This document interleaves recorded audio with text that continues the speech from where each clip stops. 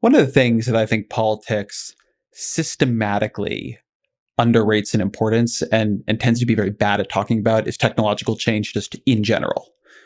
How important it is, what is happening with it. We functionally live in a gerontocracy where I think Nancy Pelosi's 80, Trump is 74, Joe Biden is 77, Mitch McConnell is in the upper 70s. I think he might be 77.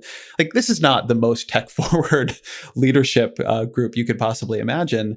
And so a lot of what is changing in technology, which is really important, I think it gets underplayed. So let's have a little bit of a conversation there.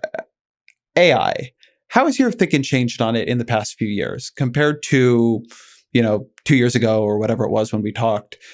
Do you think the landscape there has changed? Do you think there are things people should know that have happened? A lot of the things I was concerned about have now come into full view because of the pandemic. And you know that companies that were considering investing in AI and robotic meat packers and the rest of it, and robot aisle cleaners in the grocery store, now those companies are accelerating the investments. And the example I use is that now if you get a Domino's pizza and a self-driving car, you're excited because you had less human contact, whereas before it seemed a little bit creepy. Same with the self-checkout aisle. And if you look at AI, there's this new release that now can do a lot of writing and basic summaries on a level that's indistinguishable from human journalists. You're talking here about OpenAI's GPT-3, yeah? Yeah, OpenAI's GPT-3. Yeah, so if people haven't heard of this, I'm going to put in show notes. My colleague Kelsey Piper did a great piece on this, but it's surreal. Let me put it that way. What it's able to do in terms of language processing is wild. And 2 years ago, if you'd asked me, hey, is software going to get to this point? I would have said yes. But then you could still argue over it. You know what I mean? And now 2 years later, it's here. And you can see the commercial potential of this technology. One of the reasons why I was so concerned about the impact of AI on our labor force, Ezra, is that I know how many, frankly, inefficient jobs there are in a lot of these major companies, where if you gobble up another company and you have two different systems, you might keep dozens, even hundreds of folks around just to keep the systems talking to each other. you know what I mean? Like there's a lot of weird stuff when you get into the bowels of some of these organizations. And I knew that over time, AI could end up making a lot of those types of jobs less and less central. The arguments about human labor and AI, they tend to be non-market driven and kind of romantic. You'd be like, oh, like you can never replace a human who does what Ezra does or what Andrew does or whatnot.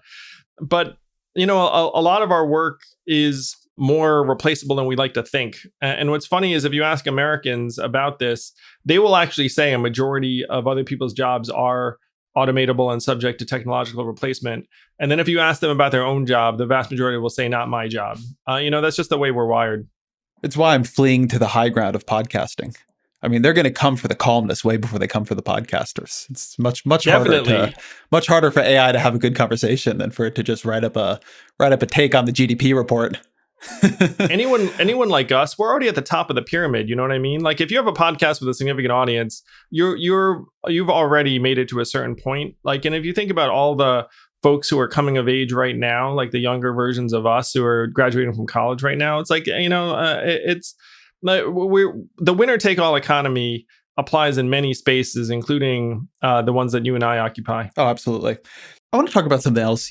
A lot of the problems that I care most about solving, they have a huge technological dimension to them. I care a lot about animal suffering, and by far the most promising way to do something about that is plant and cell-based meat. I care a lot about climate change, and while I've had Saul Griffith on the show talking about how we could fix climate change without any new technology being invented, there's just no doubt that given the level of mandate and adoption and take-up that we'll need, if we can invent some great new stuff, it would become a lot easier. AI often gets talked about in a dystopic way, but if we really could invent it, it could make life pretty amazing.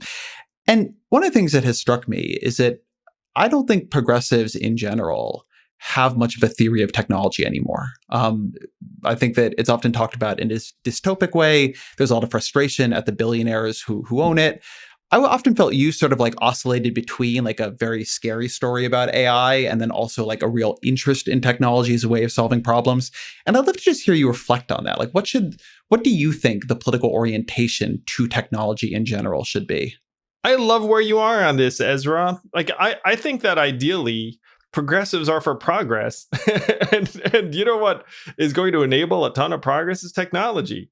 And one of the fun things about my campaign was I was making some very dark arguments about the impact of technology, which I completely believe. Like if you have autonomous trucks in the next, I'll extend the timeline because I know you and I differ on this, but like let's say like 20 years, like there'll be millions of folks who used to drive a truck for a living who will need something else to do. So I believe all of that wholeheartedly.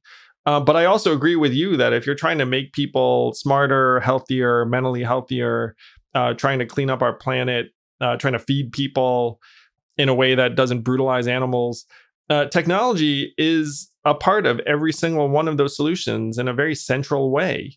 And one of the dangers to me about a lot of our politics now is we're each arguing for different brands of nostalgia. You know what I mean?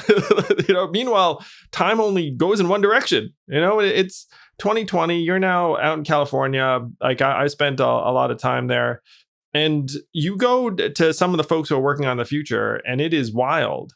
Like some of the things that they're working on are very positive and inspirational.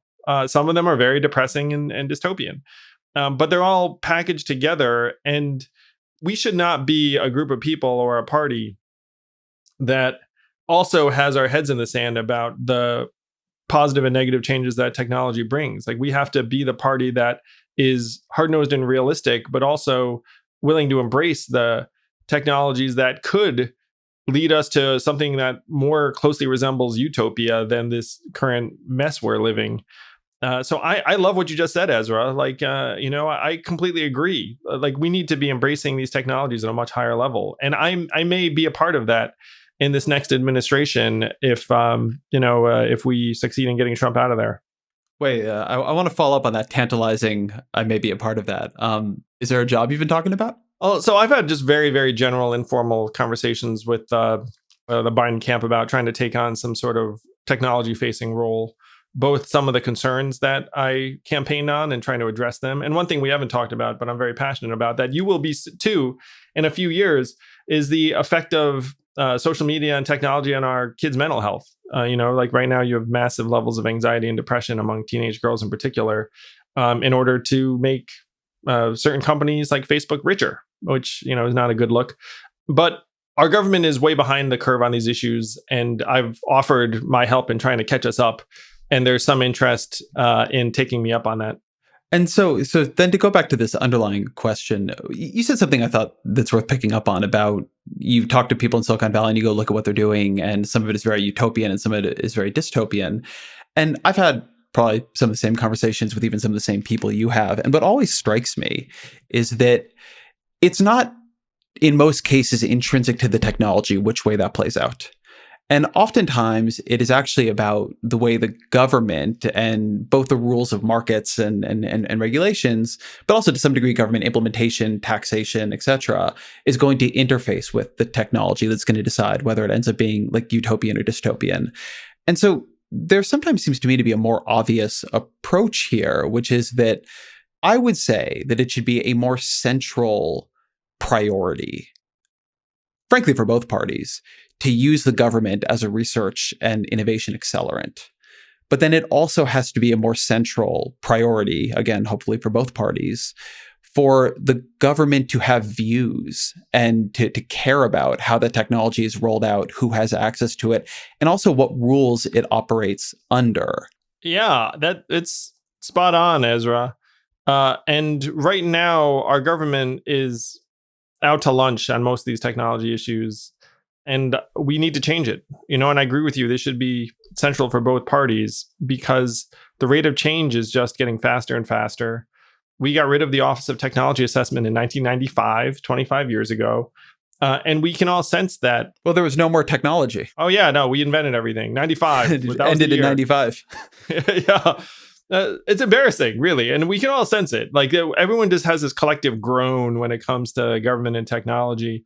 And then again, you have something like healthcare.gov where you're like, oh no, like they tried to make a website, like, I mean, I shouldn't laugh because it was freaking terrible. So if you were helping to modernize government on technology in a future administration, how would you think about that? Where would you start? What would be the kinds of things you would imagine doing? You would ramp up the United States Digital Service and empower it. And you and I both know that there are hundreds, maybe even thousands of very talented technologists, designers, coders who would help government if they had a runway to do so and felt like they could actually be empowered as opposed to going and just sitting in meetings and getting their hands tied in red tape and bureaucracy and the rest of it. So that would be step one. You take what's been working and then you pour fuel on it. The other thing I would be trying to do is I think that there should be some kind of West Coast base of operation, in part as a talent enlistment move, because there are a lot of techies that might not want to uproot their families and head to DC. And so you need to give them a place to reside and land. And then we need to have actual experts get into the guts of the social media companies and the apps, because each of these companies is its own thing. Like you can't really have one size fits all, for example, 20th century antitrust rules when it comes to, Facebook and Instagram and the rest of it. Though I do think that they should not have allowed them to acquire Instagram. But that there are all of these features that are company specific that you need real expertise to try and get to the bottom of and see if you can curb the worst of the excesses. Thank you for listening in. I hope you enjoyed this conversation. If you did, please do subscribe to Yang Speaks and click on notifications so we can let you know every time we have a new episode.